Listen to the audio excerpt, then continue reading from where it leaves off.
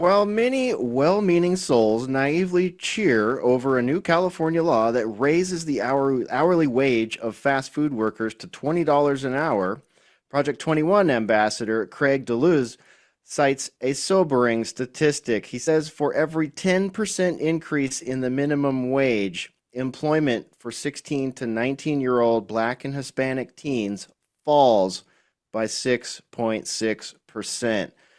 Now, our next guest wrote that in his article at nationalcenter.org. So joining us now is Craig DeLuz. His commentary can be found at the Orange County Register, Los Angeles Daily News, and San Gabriel Valley Tribune also. Craig, welcome to State of the Nation. Now, Timothy and I have been talking about this change in minimum wage, and we have not found anyone yet that can prove to us that this is beneficial. And what you're saying now is another brick in the sculpture we're creating here that says this is a bad idea.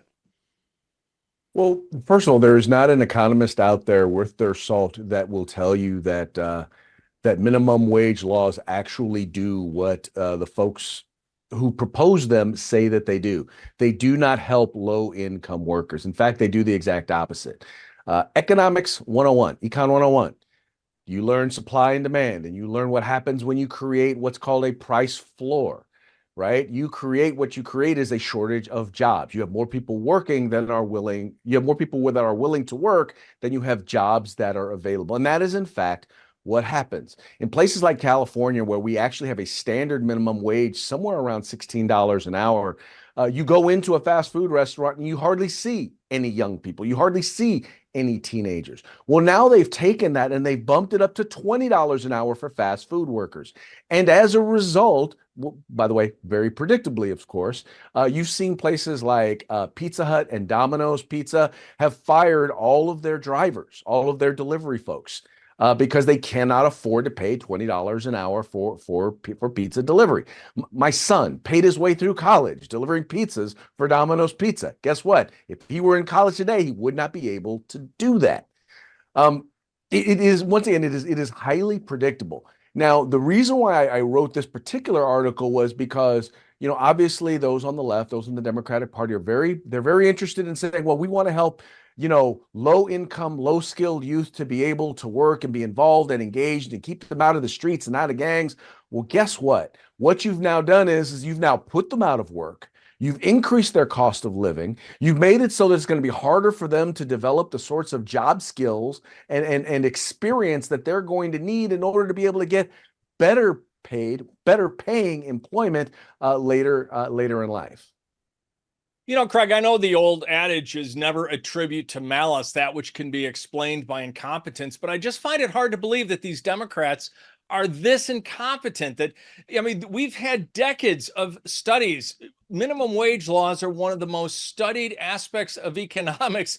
Several people have their PhD in economics for having written theses studying minimum wage laws and the impact that they have and the disparate impact they have among young people. It's not supposed to be a living wage. It's supposed to be a way for a 16-year-old kid or a kid in college to make some beer money or some tuition money, pay for some books. It's not supposed to be a way for a father to provide for a family of four. And yet they keep pushing these lies, and it's almost as though we're living in an alternate reality where everybody's just pretending that this is a good thing. Well, it's a part of what I like to call common nonsense. And that is the nonsense that's commonly perpetrated by the left. They say it and it sounds good, but we all know that it just simply is not true. Like you said, every economist out there will tell you that this does not work. History will tell you that it in fact does not work. It will tell you that the primary people that are hurt are the very same people that they say they want to help. And then when it doesn't work, then they turn around and say, well, gosh, if that didn't work, well, then guess what? We need more of it. And it becomes a perpetuating cycle where they keep getting reelected because the problem never goes away. And that's because they are in fact the problem. Yeah, they keep wanting more of it. We're going to be talking about that later in the program. when we speak about Oregon is looking at rolling back their decriminalization of all, everything. And, of course, the people that are against it are saying, no, you didn't give it enough time. You didn't get, yeah, we've lost so many people to fentanyl and so many people to violence, but you just got to give it more time. We got to keep going. We got to keep on this path. But there again, I don't think that's a statement of negligence. Maybe from some people, some useful idiots actually feel that way. But I suspect, getting back to the fast food industry, that what we're looking to do here is dehumanize the whole industry. They don't want us eating meat. That's primarily what gets sold at these things. They don't want us having, jobs and raising families, and young people in a family are quite often the ones that work those jobs. And we know now that you can buy, as a business owner, you can buy a service robot for about $20,000 that can deliver food to tables, take orders. It's a kiosk. I mean, it really. Do you think I'm going too far by thinking that, looking ahead far enough, saying this is about automating fast food and getting people out of it altogether? Well, I think you're giving the left too much credit. The reality, I think, is their whole goal. I think more of this is tied to union wages, because in many cases, union wages are tied to whatever the minimum wage is. And so I think that has a lot to do with it. I think it has a lot to do with the fact that you have the Democratic Party, the mainstream media that is willing to parrot the very same lies. And once again, this is about electoral politics. This is about giving something to their quote unquote potential voters. I really think this is all about politics and about how things look rather than about how things are. And I think one of the fundamental differences between Republicans and Democrats. Democrats want to govern based on the world as they wish it were. Republicans generally tend to govern on the world as it is. Which is why generally our policies tend to work so much better, especially when it comes to the economy. And Craig, here's a related topic, highlighting exactly what you just said. They're now talking about allowing citizens to sue supermarkets that close their stores because of shoplifting. So you can go in, you can clean out all the shelves in a store, and yet when the store closes down, now you're going to be able to sue the store for closing down and creating what they call a food desert. Have we completely lost our minds in this country?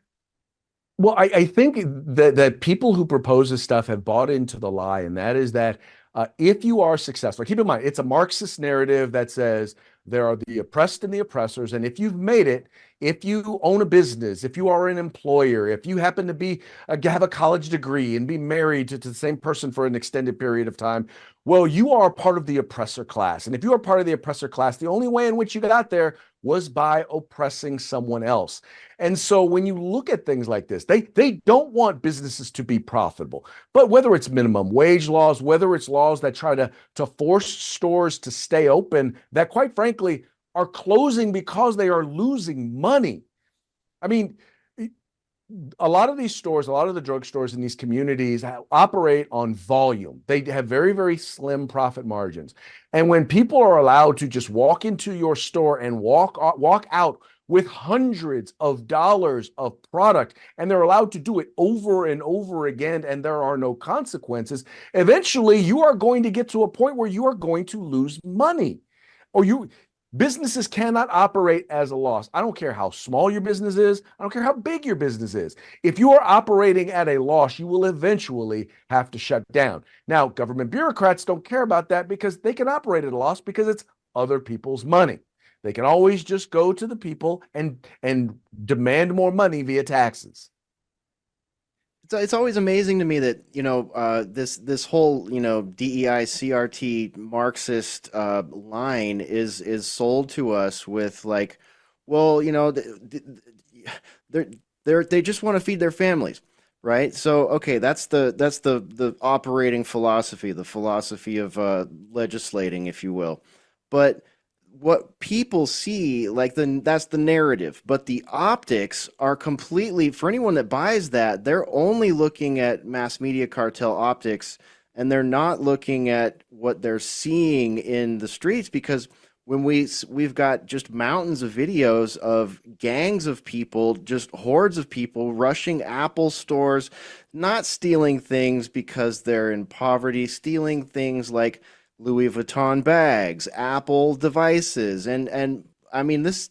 Do you think that that sort of thing that is now commonplace will eventually or is chipping away at that dystopian narrative or utopian narrative, if you ask a leftist, perhaps? I think it is, and I think there's a reason why you're seeing a lot of voters who have traditionally voted for Democrats are starting to wean away.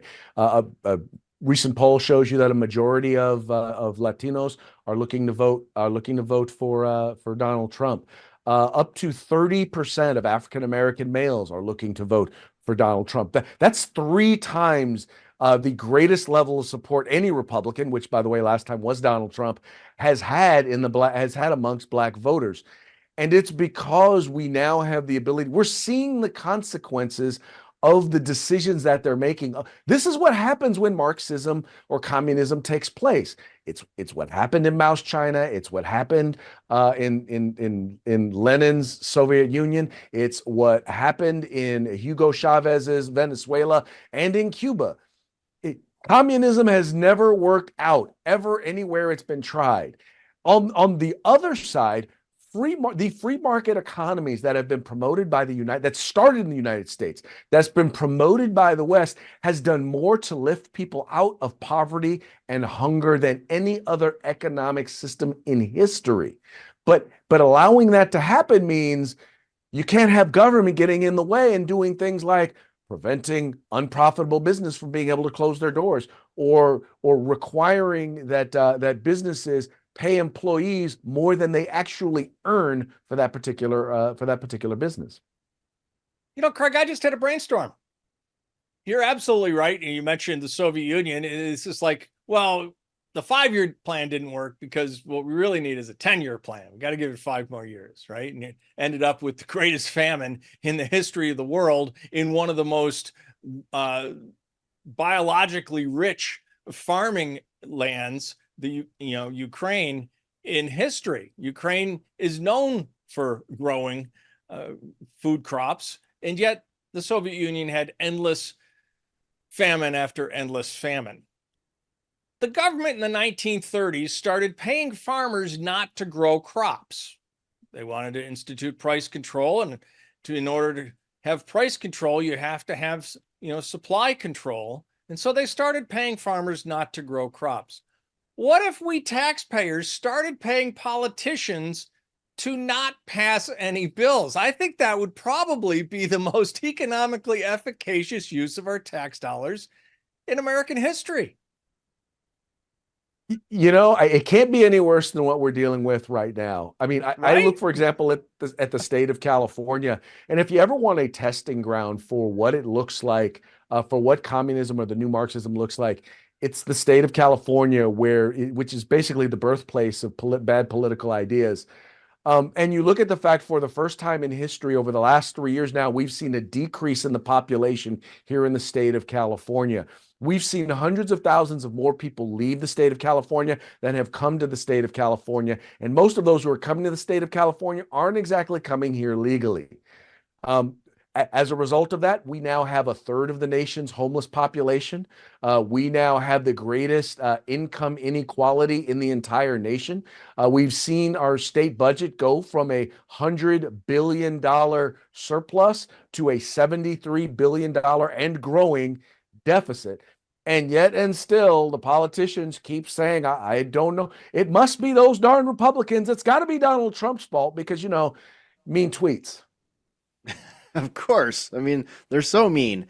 Even though people like us seem to get shadow banned for tweets that aren't even mean when we just want to have a discussion about some of these things.